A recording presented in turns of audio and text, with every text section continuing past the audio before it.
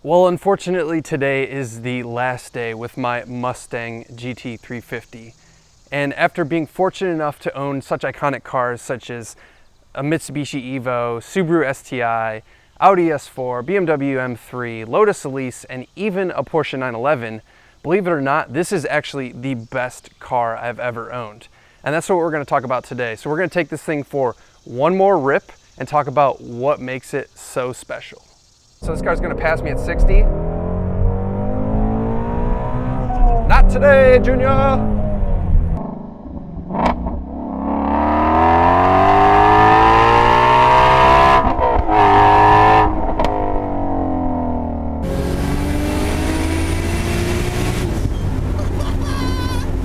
Welcome everyone to another episode of Eat, Sleep, Drive, and unfortunately this is a sad episode for me because I'm moving on from the Mustang GT350, which is the best car that I've ever owned. I'm selling it to a friend and moving on to a new project. I'm always looking for the next adventure, an upgrade in project, whatever that may be, and unfortunately that means moving on from my Mustang GT350. So I have a couple cars in mind that I think would be cool to replace this with, but I would love to hear below in the comments what you guys think the next logical progression from this car would be. Now, let's get on to the Mustang GT350. As I mentioned, I love this car, and we get one more day with it to go take it for a rip and talk about what makes it so special. So we're going to talk about what makes it special, talk about the good, the bad, and then also I'm going to give you guys some buying advice or just some advice if you own a GT350 or if you are a prospective buyer of a GT350. So without further ado, let's take this thing for a spin. So the Mustang GT350. It doesn't take long before this car puts a smile on your face just instantly. Even when you just start it up, the car puts a smile on your face.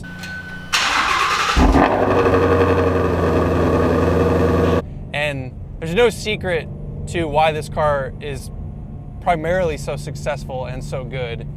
And it's the engine. I mean, this Voodoo engine is just the best engine that I've ever experienced.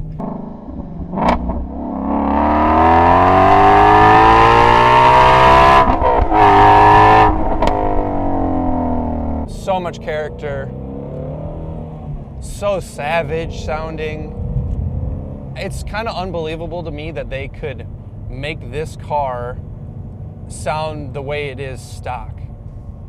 Like with emissions regulations and sound regulations, it's pretty, wow, this guy is on this road with the biggest trailer I've ever seen. Anyway, with emissions regulations, all that kind of stuff, it's kind of unbelievable to me that they could pull this off. And I think the way they get around it is because you ultimately have a button that says for track use only, make the exhaust louder. But of course you're gonna make the exhaust louder. Like, when are you not gonna hit that button? It is definitely quieter if you, for whatever reason, need to fly stealth and kind of put it in that quiet mode. It is quieter and it works out just fine.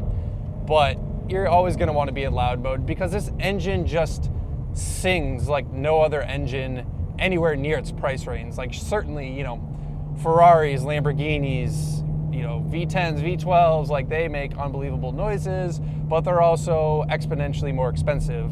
This is fundamentally a $55,000, $60,000 car new, I guess more like $60,000 car new. It's appreciated a little bit since then, but the way it revs, the sounds it makes, the way it delivers power, you just don't get this in this price range. I mean, yes, you can buy engines or you can buy cars that make a lot more power. ZL1, get yourself a Hellcat or something like that. But the way naturally aspirated engines just respond to your inputs and the way they sound, oh, come on, man. Like, it's what you want. Like, it revs to 8,300 RPM, over 8,000 RPM. How many American V8s do that?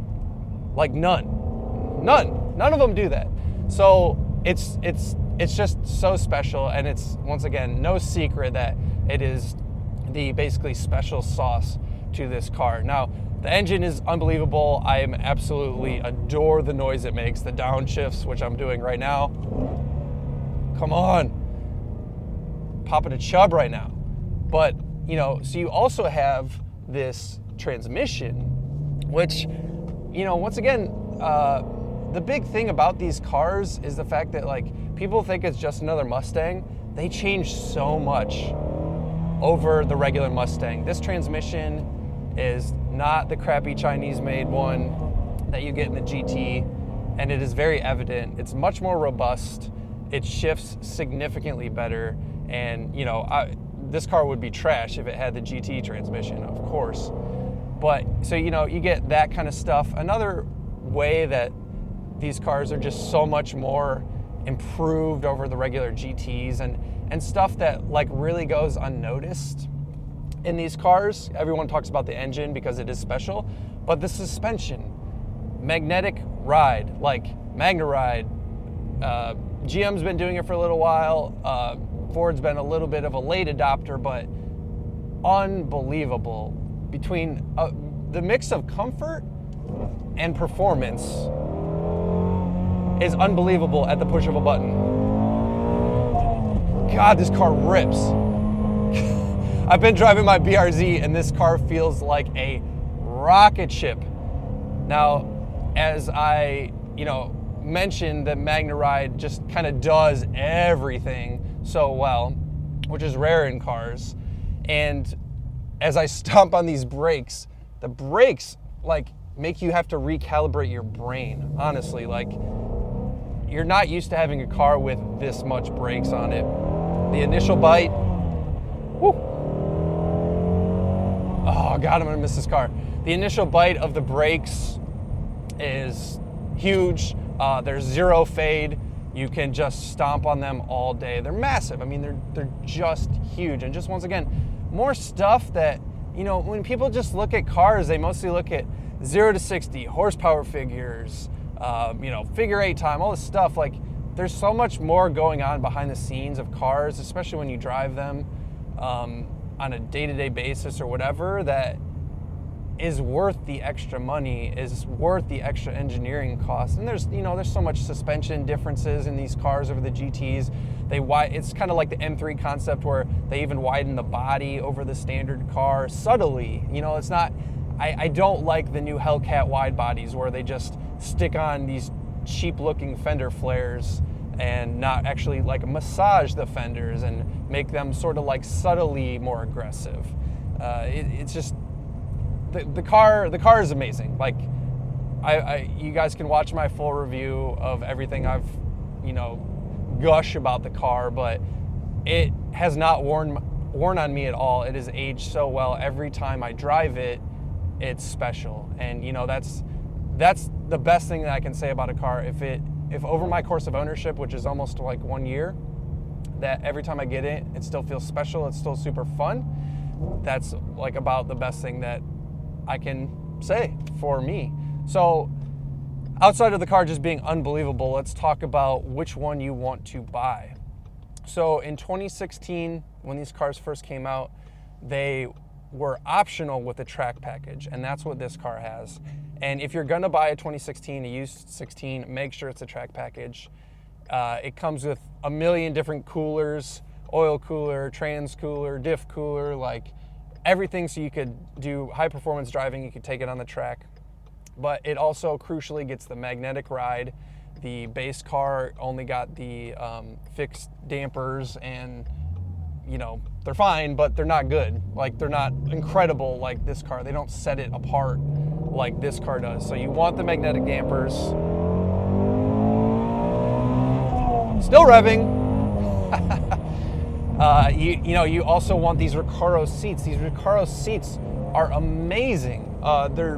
They hug me like, I mean, they fit me perfectly. I can't speak for other people. I'm obviously a skinny dude, but they just fit me like a glove, and they're actually pretty comfortable, surprisingly, too. So you definitely want the Recaro seats. It's just, get the track package. You need the track package. Now, the good news is that if you were looking at a 17 plus, so many people option the track package that they realize, like, why is this even an option? This should just be standard on the car. So the 2017 pluses all had the track package. So get any 2017 plus. Like, I am not a big fan of like I shouldn't say I'm not a big fan. I don't care a lot about tech and stuff like that. And so I don't care if you get like the Sync 3 or Sync 5000, whatever the hell it is now. I don't care about the technology package. Like, get a 2017 Plus, or if you get a 16, get the track package, and you'll be good. Like, the car will be amazing. Some things that you should know about the car, though, are that they are known for burning oil, and they do burn oil. If you're looking at a for sale post and someone says it burns 0 oil, just walk away, because they're lying to you. Like, they're probably going to lie to you about something else about the car, because these engines are just designed with burning oil in mind. Like, that's how you can get a V8 made by Ford to rev to 8,300 RPM and have a warranty. It's going to consume some oil. And that's not necessarily a problem. Once again, it just comes back to how the engine is designed. Now, my car I've had for about 3,000 miles. I didn't know if this guy was going to stop. I've had my car for about 3,000 miles, and I've put about 1.5 quarts in, give or take. So that's about, what, half a quart every 1,000 miles? Which may seem excessive, you know, it's certainly excessive to something like a Toyota, but for an engine that gets driven like the way I've driven it and revs to 8,300 RPM, it's really not too bad. And Ford actually, in the manual, which I'll show you guys now, says like excessive amounts of oil consumption would be 1 quart of oil every 500 miles. So that's more than 3 times the consumption of what I currently have with this car. So I just mention it because it's something to keep in mind, because people have blown these engines, spun bearings and stuff, because they don't monitor the oil level. You know, if you're gonna go 5,000 miles between oil changes and say you burn half a quart 1,000 miles, that's 2.5 quarts. You're gonna be running low on oil. So if you buy this car, make sure that you check the oil. Like, it's just that. It's basically a race engine. So you just have to know that going in. As long as you know that going in, it's fine. As long as you know to monitor and add oil, it's completely fine. Yes, it consumes oil. It's not the end of the world. Now, certainly there are some cars that have been warranted because they are burning an excessive amount of oil. You know, I've seen posts online where people say, you know, I drove my car 400 miles and it's burned over 1 quart of oil. Yes, that is a problem. And fortunately, these cars are still new enough. This is a 2016, the first one they made, and it's still under a warranty. So if the engine does go bad, Ford will replace it. There's that bump. I avoided it this time.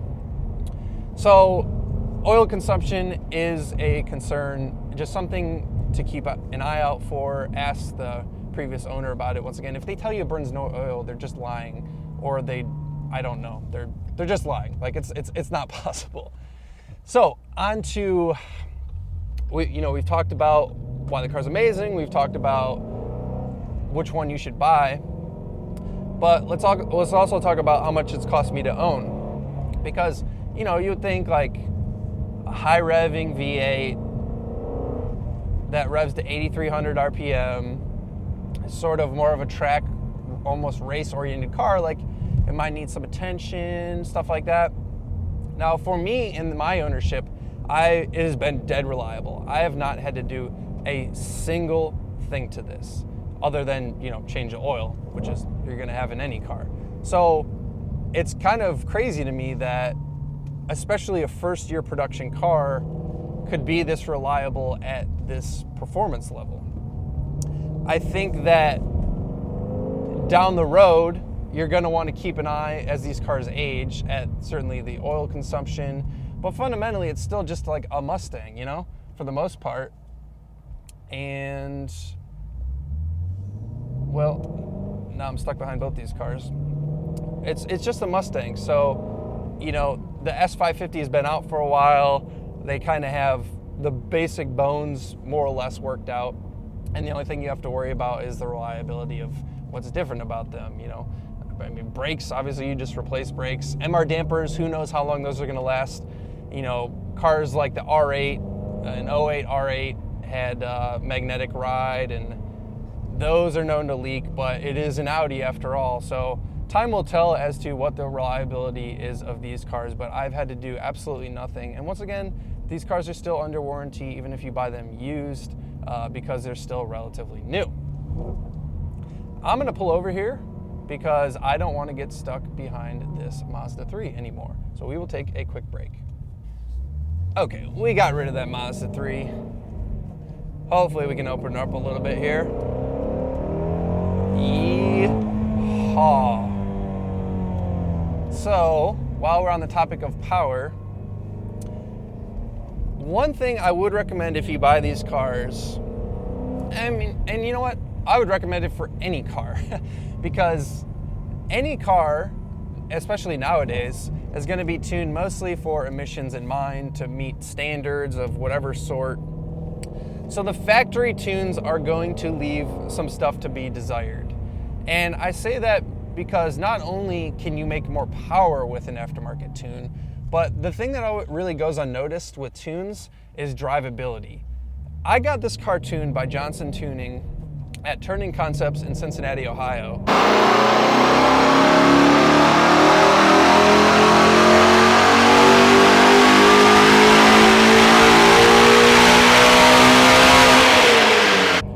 And it was the best money I've ever spent. He cleaned up, like, these cars stock are really weird on the low end.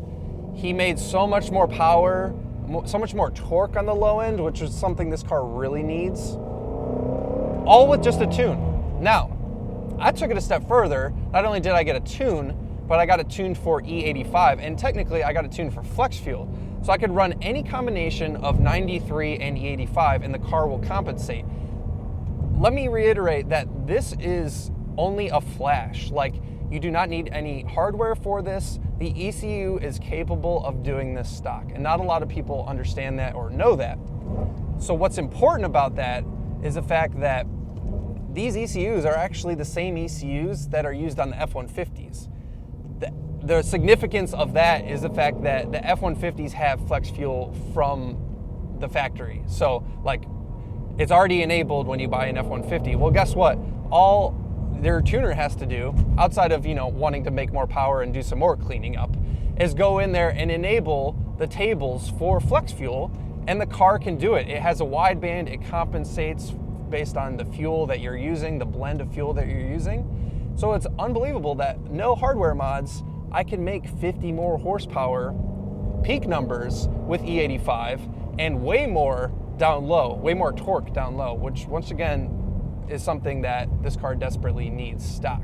So if you're gonna buy one of these, get a tune. If you have E85 in your area, get an E85 flex fuel tune. Even if you don't have one like super readily available, and you could only get it sometimes, that's the beauty of a flex fuel tune. You can put 93 in it, you can put E85. If you have half a tank of 93, you can still fill it up with E85 and be running somewhere near E50. The car compensates, and it is for sure the best, whatever it is, $1,000 that you're gonna spend for a proper tune.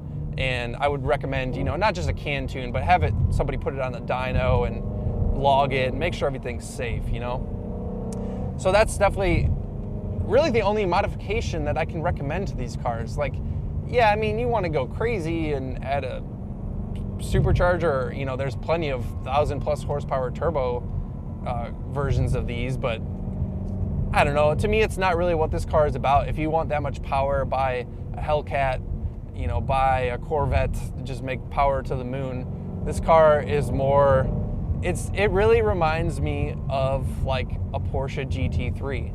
It's just got that specialness to it. It revs high, it's super fun to drive. Despite its weight, you can toss it around. Now, that's a great segue to the last thing I'm gonna talk about, which is weight and size. Honestly, the only bad I can say about this car, or the only downside, the thing that I don't like, is the weight or the size. Both of those. They're kind of synonymous, right? The weight is not as big of an issue because it makes so much power. It's not like it makes it slow or anything like that. But the size, as you could probably tell on that road that I was just on, the size makes it, all right, so this car's gonna pass me at 60. Not today, Junior. Anyway, what was I saying? Oh yeah, weight and size. So the size of the car is in my opinion, the problem. But it is based on a Mustang, so you're going to have that. It's still fundamentally the biggest issue I have with the car, just because when you go on a road like the one I was just on, it's very narrow. You saw at the beginning of the video when that guy was driving that ridiculous RV on that tiny road. It was very tight. This car is super wide, super, super wide. It has a very high hood line, so it does feel big. It shrinks around you when you drive. Like, if you have plenty of room, or if you have it on a track, like, you're never ever gonna notice it. But if you drive it on something like a back road like I just did, you will notice it. And that's really it. That's all I could say for the bad of a GT350. My ownership experience has been wonderful. Never had to take it to the dealership. Never had to do anything other than fill it up with fluids of some sort. And it's been completely enjoyable.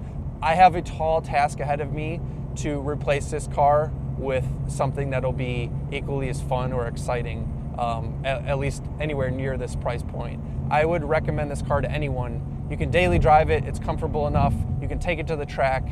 They're just that good. And as I mentioned with my previous company, you know, Porsche 911, Lotus Elise, M3s, like, this car is better than all of them. Now, 911 GT3s, we could have a different conversation, maybe some later 911s, but my 997 911 was an unbelievable car, but it was not as fun as owning this car.